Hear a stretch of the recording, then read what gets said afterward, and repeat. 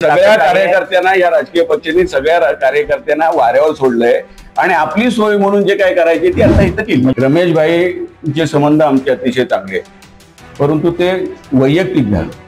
राजकीय दृष्ट्या जर ज्या पक्षातनं आज ते उभे आहेत त्यांना आज तुतारीता हे मिळाली. पवारसाहेब 84 झाले तरी थांबत नाहीत, हे 75 झाले तरी थांबत नाहीत.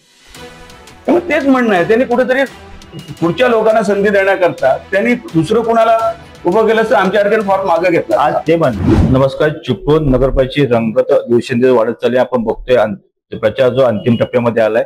आपल्या बरोबर अपक्ष उमेदवार आहेत निशिकांत बोजने, आज त्यांना निशाणी पण मिळाले.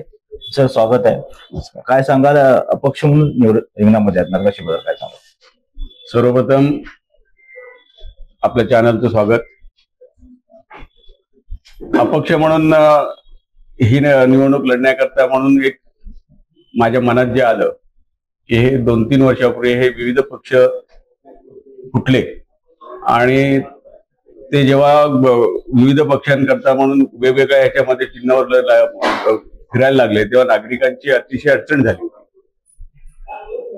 सर्वसामान्य जो कार्यकर्ता आहे तो सर्वसामान्य कार्यकर्ता आमदार किंवा खासदारकीच्या निवडणुका लढवत असताना अगदी प्राणपणाला लावून सुद्धा यांच्या उमेदवारांची जे असतात त्यांचं काम करतो.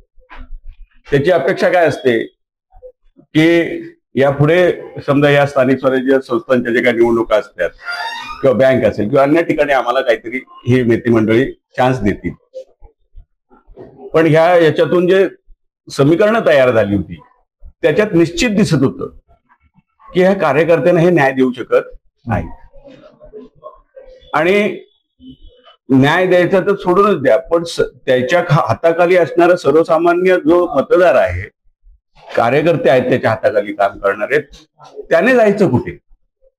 त्याला न्याय नाही मिळाल्यावर मग त्यांचं दररोज जे काही नित्यनियमाने कामं करत असतो तो त्यालाही त्यांची बोलवण होत होती.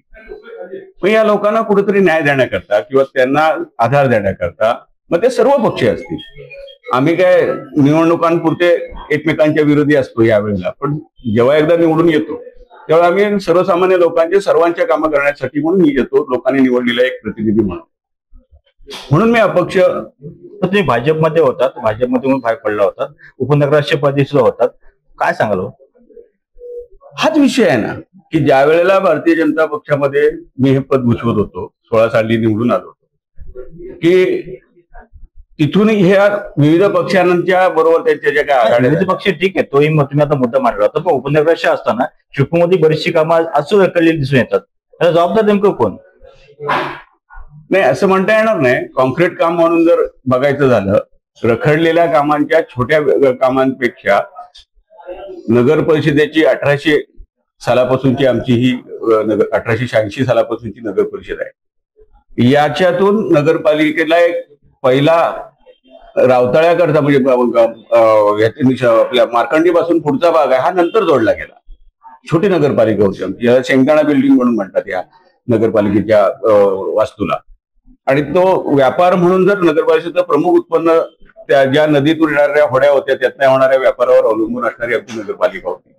असती ही जी वाढली त्याच्यानंतर 74 साली साधारणतः 74च्या दरम्यान टीपी स्कीम म्हणजे सिटी सर्वेचा नवीन एक भाग झाला. टीपी स्कीम शहराकरता म्हणून लागू झाली. ती मध्य भागाला 50 हेक्टरला साधारण लागू झाली. त्या टीपी स्कीमच्या अंमलबजावणीचं काम 40 वर्ष रेंगाळलं आणि त्याच्यातील रेंगाळलेल्या ह्याच्यातून ज्यांच्या मालकीच्या जागा आहेत त्यांना 40 वर्ष आपलं काम म्हणजे स्वतःचा काय उदरनिर्वाहासाठी म्हणून स्वतःचीच जागा वापरायची झाली तर वापरता येत नव्हती. कारण रस्ते, पाणी, वीज या ठिकाणच्या ज्या काही व्यवस्था आम्ही नगर परिषद प्राधिकरण करतो त्या करता येत नव्हत्या. सर्वप्रथम मी डेव्हलपमेंट प्लॅन प्लस टीपी या गोष्टीकडे मी फोकस केला होता. कारण आम्हाला नगरपालिकेचं जर चांगलं काम नागरिकांना 2016ला सुरुवात केला आपण. कारण 12 साली 40 वर्षानंतर ती टीपी स्कीम मंजूर झाली होती, परंतु त्याची अंमलबजावणी होत नव्हती. अंमलबजावणी करता ते जे एवढं चांगलं काम केलं होतं तुम्ही, मग भाजी मंडी, मटन मार्केट हे जे प्रश्न होते, बहिरगटा योजना होती तुमच्या गावामध्ये, बहिरगटा योजना होती, बरोबर ना? मग हे काय असं का गाजले विषय आणि अनुसार विषय प्रलंबित काय? मी भारतीय जनता पक्षाच्या बरोबर होतो, पण भुयारी गटार योजनेच्या विरुद्ध होतो. मी त्याच वेळेला त्यांना सांगितलं की आपल्याकडे फिजिबल नाही, कारण समुद्र सपाटीपासून जेमतेम 6 मीटरवर उंची असलेल्या, म्हणजे आमच्या इथली जी उंची बघितली तर 2 मीटरवर असलेली आमची समुद्र सपाटीपासूनची उंची आमच्या शहराची. या भागातनं जर अंडरग्राऊंड आपण करायचं झालं तर 2 मीटर खाली टाकलेल्या पाईप जर खाली गेला तर 2 मीटरने पाणी आतमध्ये येईल, त्यामुळे ती विजिबल नव्हती. ही वस्तुस्थिती आहे. या भागा व्यतिरिक्त उंच भाग जो आहे, जो आज लाल आणि निळ्या रेषेच्या बाहेरचा आहे आणि तो दुभागला गेला त्या हायवेच्या विस्तारीकरणामुळे, त्या भागामध्ये तो ह्या डीपी मधल्या ह्याच्यामध्ये सुधारणेमध्ये तो करण्यात यावा ह्या भूमिकेत मी होतो. परंतु त्यावेळेच्या जे काय चालवणारे लोक होती त्या लोकांनी चालवलं, नेमकं जबाबदार कोण, चालवणारे लोक नेमकी लोक कोणती? त्यावेळेचे मुख्याधिकारी जे नगराध्यक्षांचे सचिव असतात आणि त्यावेळेचे अध्यक्ष, यांना ते लक्षात. रोग नेमका कोणाकडे? मी, कारण आम्हाला सगळ्या लोकप्रतिनिधींना काम करायचं जरी झालं तरी सुद्धा जे सचिव आहेत, जे शासनाच्या नगराध्यक्ष साहेब तुमचा होता, सचिव जे असतात नगराध्यक्ष तुमचे होते, त्यांच्याकडनं प्रेशर होतं त्या सचिवांकडून, मुख्याधिकारी. नगराध्यक्ष काय दोष नाही दोष. मी स्वतः तिथे होतो. मी त्यावेळेस आताच म्हणाला तुम्ही विरोधामध्ये जो होतो ना. हो, तुम्ही असंही सांगताय की म्हणजे काय नेमकं काय अर्थ आहे तुम्ही? अर्थ व्यवस्थित घ्या तुम्ही. कसा अर्थ घ्यायचा सांगा ना. आम्हाला कुठलाही नगरसेवक असेल, त्यांना जर काम करायचं असेल तर त्याचा अर्ज लिहावा लागतो नगराध्यक्षांच्या नावाने. बरोबर. नगराध्यक्षांनी त्याची मंजुरी द्यायची की नाही ही प्रशासनाकडे विचारणा करत असताना त्यांचे कायदे नियम वगैरे जे काय असतील ते आणि उपलब्ध निधी याची सांगड घालून पुढच्या कामांना त्यांनी मंजुरी द्यायची. हे जेव्हा काम जुनं पडीक जे काय काम होतं त्याचे जर आर्किटेक्चर निवडण्यात आला, त्या आर्किटेक्चर निवडण्यात जो आला तो रत्नागिरीतून आला. वाईचा होता आर्किटेक्चर, पण तो रत्नागिरीकडून आला. आणि रत्नागिरीकडून आला आणि आम्हाला जेव्हा त्या बाबतीत मला जास्त बोलायला जेव्हा संधी मिळेल तर त्यांच्या आर्किटेक्चरांनी सांगितलं होतं ही विजिबल नाही, या व्यतिरिक्त वरच्या भागामध्ये हे होऊ शकेल. त्यामुळे बाकीचा भाग सोडून तुम्ही वरच्या भागाचा तो पूर्ण जुना विषय आहे. आपण जर पाहिलं तर चिपळूणला 155 कोटीची पाणी योजना झालेली आहे. विजयजी ते म्हणतात ती पाणी योजना मी आणले, माझे आमदार अभय स्वतः तुमच्यासमोर उमेदवार उभे आहेत, ते म्हणतात मी आणले. शेखर निकमाने निधी आणण्याचा प्रयत्न केला गेला. काय सांगाल? काय आहे, कोणत्याही मोठ्या लोकांनी म्हणजे आमदार किंवा असतील किंवा खासदार असतील यांना काम नगर परिषदेमध्ये करायचं होतं तर नगर परिषदेच्या पाणी योजनेविषयी बोलावं. तुम्ही नगरपालिका विषय ठीक आहे, मी तुम्हाला पाणी योजनेचा प्रश्न विचारला, नेमकं स्त्रियाची लढाई सुरू आहे. पाणी योजनेचा विषय जो आहे त्याविषयी बोला तुम्ही नगरपालिका प्रशासनाविषयी. प्रस्ताव आम्ही तयार करून ठेवला होता. कुणी? आम्ही बॉडी. आम्ही म्हणजे नेमकी कुणी? आम्ही सर्व बॉडीने, नगरसेवकांनी आणि नगराध्यक्षांनी. म्हणजे विजय जे बोलतात ते खरं आहे? हो, आम्ही तयार करून. माझ्या आमदार म्हणतो विजयचा काही संबंधच नाही. त्यांना काय बोलायचं बोलू द्या, परंतु इथे कारभार करत असताना आम्ही जेवढे नगरसेवक होतो, मग ते विरोधी असतील किंवा आमचे असतील, त्या सगळ्यांनी मिळून पाणी योजनेला आम्ही प्राधान्य दिलं होतं. आणि ते होण्यासाठी म्हणून अनेक मुरड आम्ही घालून, आमच्या यांना घालून आम्ही स्वतःच त्याचा सर्वे करायला चालत अलोऱ्यापर्यंत गेलो होतो. त्या यानं चुकीचा केला होता ही त्यावेळेची कंडिशन. आम्ही सगळ्या नगरसेवकांनी पाठलाग करून अगदी जिथून पाणी येणार आहे तिथपर्यंत सर्वेची त्याची हाईट जी आहे ही मोजण्याकरता आम्ही नगरसेवक चालत तिथपर्यंत आम्ही गेलो होतो. त्यामुळे आम्ही तो प्रस्ताव योग्यरित्या तयार केला होता, जो जुना थोडासा ज्या काय भाईंचा काही संबंध नाही, काहीच संबंध नाही त्यांचा. भाई म्हणतात ह्याला मूर्त मी तिला या योजनेला आणि शेखर निकमाने निधी उपलब्ध करून दिला. त्यांचा संबंध काहीच नाही, म्हणजे मंजुरीच्या बाबतीतला काही नाही. रमेशबाईंचा संबंध आहे. बघा किती युटर्न घेतलेला आहे. नाही जाग्यावरती युटर्न घेतलंय. नाही, तुम्ही शब्दशः अर्थ घ्या. जाग्यावरतीच युटर्न घेतलाय. नाही शब्दशः अगोदर मधले काही नाही आणि आता लगेच जाग्यावरती युटर्न. या मंजुरीच्या संदर्भात त्यांचा काडी मात्र संबंध नाही. ती जी योजना त्यातून ग्रॅव्हिटीने यावी ही मंत्रिमंडळातली जी मंजुरी आहे ती त्यांच्या काळातली आहे. मी आमच्या बॉडीत पण सांगितलं होतं की हे जेव्हा पाणी योजना आपण मंजूर करतोय भाईना त्या ठिकाणी बोलवा, कारण त्यांनी मंत्रिमंडळातून मंजुरी आणत असताना, तटकरे साहेबांकडून आणत असताना मी त्यांना पाहिलेलं आहे. त्यामुळे त्यांचं त्यावेळेचं काम योग्य आहे. त्यांनी सुरुवात केली, नायाशातला भाग नाही, पण त्याच्याही अगोदर सुधीर भागवत किंवा अन्य या लोकांनी त्यावेळेला हे तिकडून ग्रॅव्हिटीने पाणी येऊ शकेल असं सुधीर भागवत काका म्हणून जे आमचे आहेत, त्यांनी स्वतःचे कॉन्ट्रॅक्टर असल्यामुळे काही माणसं लावून त्यांना पटवून दिलं होतं आणि ते ह्यांनी स्वीकारलं भाईनी, आणि म्हणून तो सरकारकडे गेलेला प्रस्ताव तिथून त्याचं मंजुरी याच्यातून देता येईल इतकंच तत्वता मान्यता कुठेतरी भाईने केलेलं सांगत आहेत. ठीक आहे ना. निशिकांतजी, आम्हाला एक सांगा, सध्या भाजपमध्ये जे पाहायला मिळते आंतरगटबाजी, म्हणजे आपण बघतो की मोदी विरुद्ध परिमळ भोसले, काय वाटतं तुम्हाला? तुम्ही त्या पक्षामध्ये, भारतीय जनता पक्षामध्ये नाही आहेत, तुम्ही त्या पक्षामध्ये काम केलंय, तुम्ही त्या पक्षामध्ये काम केलंय, मला माहिती उत्तर मी हेच द्याल, पण तुम्ही त्या पक्षामध्ये काम केलं, मी तुम्हाला प्रश्न विचारला, असं गटबाजी होती का पूर्वी? माझं काय म्हणणं आहे की मी ज्या वेळेला होतो तेव्हा अगदी व्यवस्थितरित्या काम करत होतो, संघटना वाढावी म्हणून यासाठी प्रयत्न करत होतो, पण मला तिथे पटलं नाही, तर तिथून मी राजीनामा दिला आणि बाजूला झाला. त्यामुळे त्यांच्या विषयी बोलणं माझं. तुम्हाला अंगठी निशाणी मिळाली आणि आपण पाहिलं तर आता शेवटचे 4 ते 5 दिवस झाले अपक्ष म्हणून प्रचार करताना काय समोर येते? सगळ्यात महत्वाचा विषय तोच मागापासून जो येतोय ना, तो माझा महत्वाचा प्रश्न आहे की माझ्या सर्वसामान्य लोकांचा नगराध्यक्ष म्हणून माझ्याकडे पाहण्याचा जो काय हे आहे, दृष्टिकोन आहे, त्या दृष्टिकोनातनं मी अपक्ष म्हणून फॉर्म भरलेला आहे. आणि सर्व पक्षातील इच्छुक उमेदवारांची या सगळ्या पक्षांनी नाकाबंदी केली की त्यांना पुढे येऊ द्यायचं नाही, त्यांचं नेतृत्व पुढे येऊ द्यायचं नाही या इच्छेने त्यांनी सगळ्यांची नाकाबंदी केल्यामुळे अपक्षांची संख्या, फॉर्म भरणाऱ्यांची संख्या वाढली. आता ही वाढली आहे, त्याच्यामधला हा जो रोष आहे हा कुणावर आहे? तर या राजकीय पक्षांवर आहे. कोणत्या? सगळ्या, जेवढे राजकीय पक्ष आहेत, कारण त्यांना नेतृत्वाची संधी त्यांनी हिरावून घेतली, त्याच्यामुळे त्यांच्यावर आहे. आणि ही सर्व लोक मला मदत करतील याची मला खात्री आहे. माझे आमदार रमेशभाई कदम आपल्या समोर आहेत, कसं पाहताय? कारण आमदारकीचे व्यक्ती नगराध्यक्ष बदल आहे. दुसरी गोष्ट उमेश सपकाळ आहेत, लियाकत शाह आहेत, तुमच्या बाजूने काम केले लियाकत शाह सुद्धा आहेत, सुधीर शिंदे आपल्या बरोबर होते, त्यांनी काम केले, ते आपल्या बरोबर आहेत.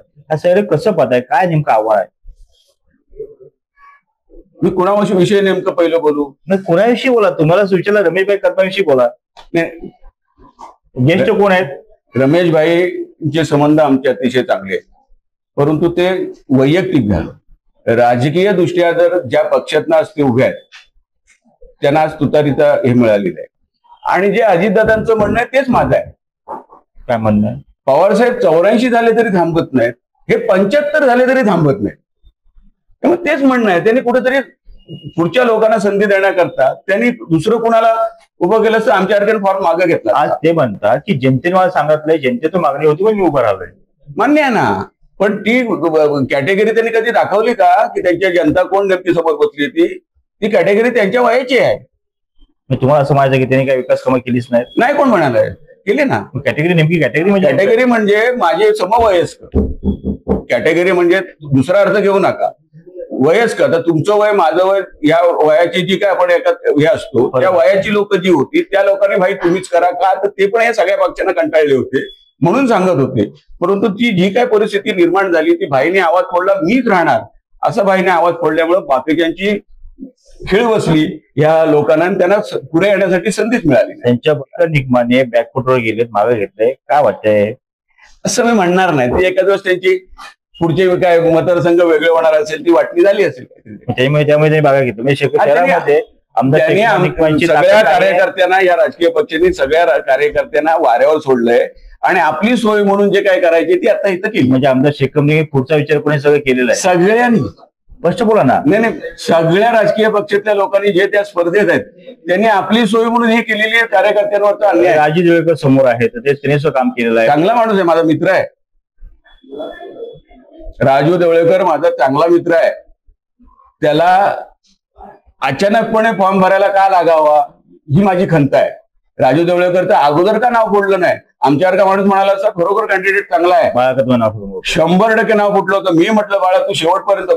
कसं असतं की ज्याची इच्छा आहे त्यांनी फॉर्म भरायचा असतो आणि ज्याच्या ह्याच्यात कॉम्प्रोमाइज होईल त्यांनी मागे घ्यायचा असतो आणि एकाला संधी द्यायची असते. ही याची पद्धत असते. याच्यात फॉर्मच जर बाळांना नाही भरला तर तो पुढे कसा येणार? पण मग बाळांना नाव पुढे करायचं नाही, राजूला पाठीमागे ठेवायचं, अडचण ठेवायचं, हे बरोबर नाही. आणि लियाकत शाह बाबतीत जे घडले ते काय? तो पण अतिशय चांगला माझा मित्र आहे, परंतु लियाकत शाहच्या बाबतीतला जो काय झालेला घोळ आहे, या घोळा एवढे वर्ष राजकारणामध्ये आहेत लियाकत शाह, आणि ह्याला आपण घोळ म्हणू शकतो? 100% कट आहे हा राजकीय. कुणी केलेलं असेल, कुणीही असेल पण केलेला आहे. कसं काय केलं असेल? ते म्हणतात की अपत्याचा विषय जो होता, तांत्रिक विषय होता, त्याच्यामध्ये तो फॉर्म बाद झाला होता. नाही त्यांच्या जिल्हाध्यक्ष सांगतात आम्ही दुसरा फॉर्म पण द्यायला तयार होतो. मी त्याकडे स्वीकारला नाही तो फॉर्म. त्यांनी एबी फॉर्म देण्याचा पक्षाचा त्यांचा विषय हा बाहेरचा आहे. मी ज्या वेळेला प्रांत साहेबांसमोर बसलो होतो तेव्हा मध्ये बसलो होतो, इकडे राजू देवळकर होते, इकडे लियाकत शाह होते. त्यांनी फॉर्म चुकलीला त्यांनी सांगितला होता प्रांत साहेबांनी की तुम्ही अपक्ष व्हाल आणि हे ह्याचे होती. मी त्यांना सांगितलं तुम्ही ऑब्जेक्शन घ्या आणि जिल्हाध्यक्षांना बोलवा. मी तुम्हाला फॉर्म ज्यांनी जिल्हाध्यक्षांनी दिलाय तो तुम्हाला दिलाय का त्यांना दिलाय म्हणून तुम्ही ऑब्जेक्शन घ्या. लियाकतच्याने ऑब्जेक्शन न घेतल्यामुळे हा पिढा जास्त वाढला. सोशल मीडियावरती बऱ्याचदा चिपळूणमध्ये खूप मोठा भ्रष्टाचार झालेला आहे. आता प्रशासकीय कारभार होता आणि खूप मोठ्या प्रमाणात भ्रष्टाचार झाला अशी चर्चा होते. काय सांगा? खरं आहे. काय खरं आहे? ही नगरपालिका 21 नंतर जे प्रशासक म्हणून बसले त्या प्रशासकाला काम करत असताना मर्यादा आहेत. शासनाच्या अधीन असल्यामुळे याच्या वरची जेवढी मंडळी आहेत मग ती जिल्हा नियोजन कडून असणारे त्यांचा आणि कलेक्टर किंवा नगरविकास कडून असणारा याच्या अंतर्गतच त्यांना म्हणजे त्यांचं सांगितलेलंच काम करावं लागतं. इथे कायदा नियम त्या पलीकडे जाऊन काम केलेत का? नाही, त्यांनी सांगितले तेच केलंय. त्यामुळे भ्रष्टाचार कसा केला? म्हणजे वरून खालपर्यंत सेम आहे. काय केलंय, काय झालंय ते स्पष्ट बोला ना. तुम्ही सोशल मीडियावरती बोलत असतात अनेक वेळा, म्हणजे की निशिकांत भोजने सोशलवरती ऍक्टिव्ह असतात, अनेकदा चर्चा करतात, खूप मोठे पोलखोल करतात. इथे का गप्प बसला? इथे बोला ना. एक लक्षात घ्या, ज्या गोष्टी बोलायच्या ते सांगून झालेल्या आहेत. या आम्हाला निवडणुकीच्या दरम्यान असलेल्या मर्यादा पाळल्या पाहिजेत, त्या पाळल्या पाहिजेत ना. असं बोलून चालणार नाही. म्हणजे कुठेतरी घाबरताय तुम्ही? घाबरायचा विषय नाही. ज्या निवडणुकीचे नियम आहेत त्या नियमानुसार वागलं पाहिजे ना आपण. एक तुमचं नेमकं व्हिजन काय? आपण पहिल्या तर चिपळूणला पूर होता, 2021ला पूर होता, त्यानंतर चिपळूण खूप 25 मागे गेलेला आहे. आता पुढे चिपळूणला भरायला देण्यासाठी नेमकं व्हिजन काय? आम्हाला एक नवीन चिपळूण म्हणजे वसवावं लागेल आणि त्याकरता असलेल्या अडचणी जर सोडवायच्या असतील तर त्या केंद्र शासनापासून आजपर्यंत गेल्या 21 पासून जी काय लाल रेषा निळी रेषा आली ती सोडवू न शकणारे त्यांचं ते अपयश आहे. ज्यांना आपण प्रतिनिधी म्हणून पाठवले विधानसभेमध्ये असेल किंवा वर असेल त्यांचं ते अपयश आहे असं आपल्याला म्हणायला काय हरकत नाही. तर त्यासाठी या इथे काय करायचं जिथे पाणी भरतं आणि तिथून जी खरोखर वस्ती नागरी वस्ती कुठे वसू शकेल तर त्या ठिकाणी उपाययोजना करण्याकरता किंवा तिथलं झालेला विकास आराखड्यामध्ये बदल करून आपल्याला काय करता येऊ शकेल अशा प्रकारच्या उपाययोजना मी नक्की करतो. आपल्या ब्लू लाईन आणि रेड लाईनचा विषय प्रामुख्याने गाजतोय, काय सांगा? केंद्र शासनाकडून आलेला नियम आहे, इथे काही होऊ शकत नाही. नवीन UDCPR मध्ये असले जे नियम आहेत ते ह्या प्रशासनानं वाचून त्या पद्धतीचं त्या ठिकाणी हे करायला हवं होतं शासनाला, ते केलेलं. मोठं विधान केलंय. ब्लू लाईन आणि रेड लाईनचा विषय काही होऊ शकत नाही. बघा, भावी नगराध्यक्ष सांगतायत काही होऊ शकत नाही. बरोबर आहे. हा, एखादी आपण सांगा मतदारांना काय आव्हान करू इच्छिता? मी एकच आवाहन करू शकतो, या सगळ्या लोकांच्या किंवा अन्य अनेक विषय तुम्ही आता विचारलेत याच्याशी मतदारांना काही फारसं देण्याकडे नसतं. मतदारांच्या बाबतीतल्या दैनंदिन जीवनातल्या येणाऱ्या ज्या काही अडचणी ज्या नगरपालिकेशी निगडीत आहेत, काय अडचणी असतात? खूप छोट्या अडचणी असतात त्यांच्या. रस्ते पाणी पाकाड्या, सांडपाणीची व्यवस्था आणि त्याहीपेक्षा मुलांच्या शिक्षणाकरता असेल किंवा मुलांच्या पुढच्या भवितव्याकरता असणारे जे कागदपत्रांच्या अडचणी असतात त्याच्यातून त्यांना कशी सुटका मिळेल या बाबतीतले त्यांचे बिकट अवस्था, रस्त्यांची बिकट अवस्था आली साहेब. पाणीचा प्रश्न आहे, पाण्याची गटारे जे आहेत. आता पण तुम्ही महत्वाचा प्रश्न विचारत नाही. बोला ना. आज खरी गरज काय आहे शहराला? आहे सांगा ना. की प्रत्येक नाक्यातून गर्दीच्या ठिकाणी महिलांसाठी स्वच्छतागृह, हे तुम्ही बोलत नाही. विजन मध्ये आहे ना आपल्या, तुम्ही विजन सांगा. आज प्रत्येक ठिकाणी महिला ज्या काय ठिकाणी गर्दीची ठिकाण आहेत, बाजारातले असतील, बहादूरशेख असेल, गोलकोट असेल, ते रोडला जाणारी जी गर्दीची ठिकाणं आहेत त्या ठिकाणी महिलांकरता शौचालय बनवणं हा माझा प्राधान्याचा विचार. अजून पुढे काय? बऱ्याचशा गोष्टी आहेत, परंतु काय होतं विजन सांगा ना. बघा, तुम्ही विजन सांगत नाही, आम्हाला आमच्यावरती टाक ठेवताय, आमच्या टपका ठेवताय, विचारत नाही. तुम्ही विजन सांगा ना. असं नाही ना, तुमच्या मनामध्ये जे काय चिपळूणला जे घडवायचं आहे मी तुम्हाला काय विचारलं, कशी भरायला देणार? कारण 25 चिपळूण मागे गेलंय तर तुम्ही कबूल करताय, पण त्या चिपळूणला कशा पद्धतीने भरायला देणार ह्याच्यामध्ये तुमचं विजन सांगा मला. काय बऱ्याचशा गोष्टी या शासनाच्या नियमांमध्ये अडकलेल्या आहेत, त्यामुळे विजन सांगून उपयोग नाही. माझ्या हातात खिशात नाही आणा आणि वगैरे वगैरे ह्या ज्या काय म्हणी आहेत तेव्हा त्याला लागू होतात. एकचं विजन सांगायला तयार नाही आणि उद्या आमच्यावरती टपका ठेवतात की तुम्ही हा प्रश्न विचारत नाही. म्हणजे बघा नेमकं काय चाललंय ते. मतदारांना आव्हान आहे की ह्या राजकीय परिस्थितीमध्ये ह्या झालेल्या गोंधळात प्रत्येक मतदार गोंधळात पडले आहे. मी नेमकं कुणाला मतदान करायचं आणि कोणता झेंडा हातात घ्यायचा. तर याच्यामध्ये मी प्रत्येक मतदारांना आणि राजकीय पक्षाच्या सर्व कार्यकर्त्यांना मी सांगतो की तुमच्यासाठी म्हणून आज ह्या राजकीय पक्षांनी कुठलीही जागा ठेवली नाही की तुम्हाला त्यांनी काहीतरी मदत करावी किंवा त्यांच्यासाठी तुमच्यासाठी ते उभे राहतील. अशा गोंधळाच्या परिस्थितीमध्ये आपणच ह्या सगळ्या लोकांना मतदान देऊन प्रतिनिधित्व पुढे देऊन ते लोक आपलंच हे करत असतात. परंतु त्या ज्यांना न्याय मिळालेला नाही आणि ज्या लोकांना प्रतिनिधित्व करायला मिळालेलं नाही त्या सगळ्यांना मी आवाहन करतो की तुम्ही सगळ्यांनी मला मदत करा. नगर परिषद म्हणून या नगराध्यक्ष पदाच्या उमेदवारासाठी अंगठी म्हणून माझी निशाणी आहे. त्या अंगठीवर कुठे दिसेल त्या ठिकाणी मतदानाचं बटन दाबून मला मतदान करा असं मी सगळ्या मतदारांना आवाहन